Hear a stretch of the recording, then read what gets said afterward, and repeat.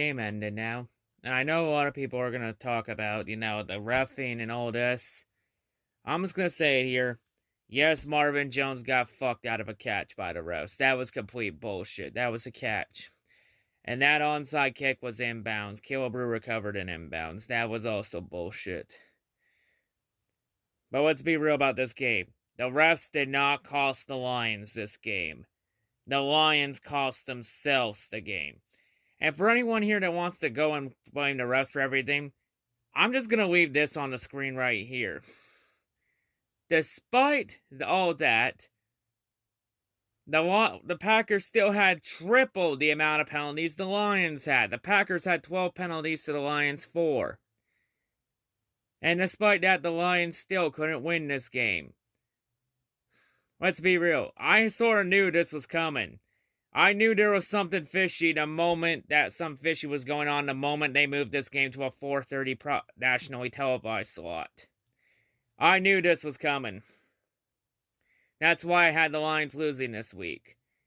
I saw it coming from a mile away. So I'm not even surprised. I'm not surprised by it. I'm not. Despite that, though, I will give the Packers kudos. I'll give them congrats.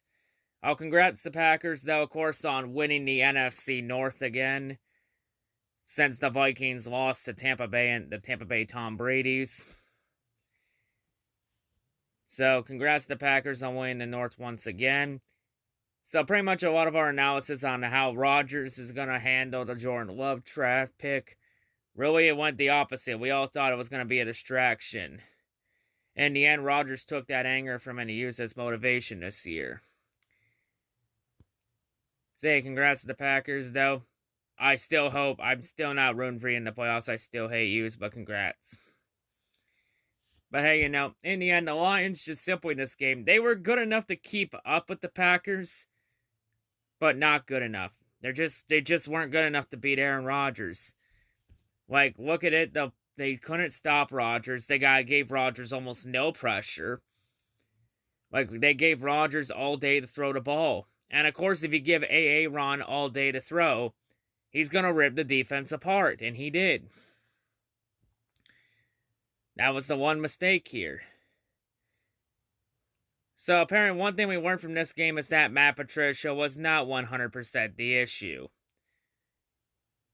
The Lions may have been just that bad. The Lions just need talent overall. That's about it. But, yeah. And they also couldn't stop the run. And, yeah, no sacks on Aaron Rodgers. So, yeah, like I said, you just gave Rodgers all day to throw, and he's going to rip you apart. Well, I guess the more things change, the more they stay the same here in Detroit. But, yeah. Like, hell, even despite all those bad calls, the Lions still had a chance to finish the game, to try and win the game. And they still couldn't seal the deal. Like, the Lions, in the end, put themselves in those positions.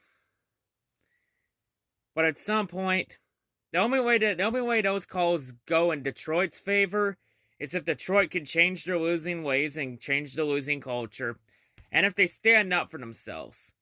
Like, they can change the culture and get a winning culture in, but if they don't stand up for themselves, this type of shit is going to continue.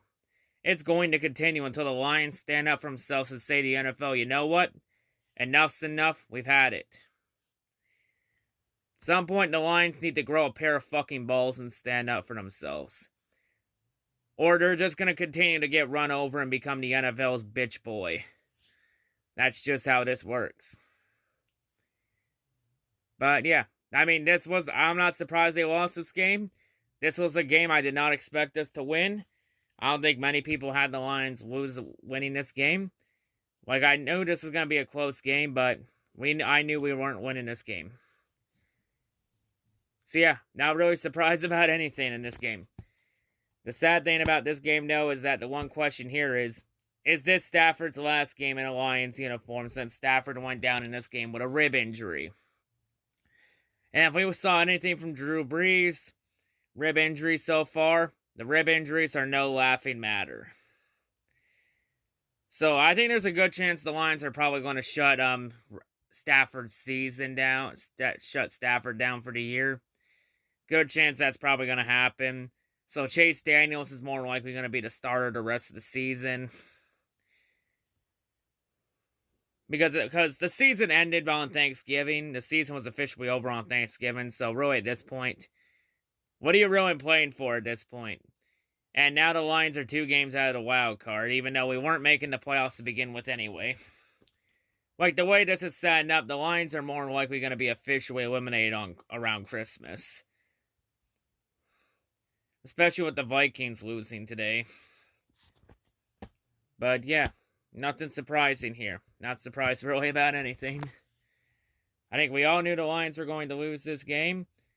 And yeah, they lost this game. I'll, of course, give the congrats to the Packers fan base on the NFC North. Congrats to Nick Fargo. Congrats to Joe Gillespie. Congrats to JR. And of course, congrats to Tom Grossi. And JC1424 and everyone in the Grossi posse. I'm still not rooting for the Packers in the playoffs because a division rival never because a true fan never roots for a rival in the playoffs. But yeah, honestly, I hope the Saints fucking beat us out for the number 1 seed. So the Packers are forced to play wild card weekend. But yeah, nothing surprising here. And of course, it was announced earlier this week that Jeff Okudah is out for the year after he went under season-ending groin surgery. And it's funny how this retarded-ass fan base is calling Okudah a bust after 1 season. Like, y'all need to shut the fuck up about this shit. You're gonna call a fucking rookie corner a bust after 1 year? When the corner was the toughest position to play in football, and he needed at least 2, maybe 3 years to develop? And given the fact that Okudah was fucked this season from the get-go, when you had no OTAs, no rookie minicamp, no player minicamp, and no preseason. Like, the only reps Okudah had in the offseason was training camp. Like, this year was simply baptism by fire. And yeah, this fan base is so fucking retarded expecting instant results. And the funny thing is, the same fans that are calling Okudah bust after 1 year, they're the same motherfuckers that called TJ Hawkinson a bust after 1 year. And look how Hawkinson is doing right now. So yeah, some of you retard-ass Lions fans need to shut the fuck up. Mainly the ones that are calling Okudah a bust are the fucking Tua sexuals in this fan base. Like, you all need to shut the fuck up about Tua. Because all I hear is Tua this, we should have drafted Tua. Man, shut the fuck up about Tua. If Tua was here in Detroit, he'd be fucking injured by now, but how bad the O-line is. Like, shut the fuck up about Tua. Like, you Tua sexuals are starting to get on my fucking nerves in this fan base. Like, fuck. But yeah, not surprised about anything, so odds are I think the Lions are probably going to lose out the rest of the year. Simply not to intentionally get a draft pick, but I think it's just they're that bad. There's a good chance they probably will win week 17 against the Vikings at the end of year 6-10. But yeah, I think the Lions are going to probably more likely losing 2 of their last 3. I think the Lions go and end the year 6-10. Next week, though, we get Tennessee on Sunday afternoon. And yeah, that's a terrible matchup for the Lions. And I think Derrick Henry's about to really rip this defense apart. Yep, we're about to feel the almighty wrath of King Derrick Henry, the 8th. But yeah, I'm done for this week. I'm out. Peace. Congrats to the Packers.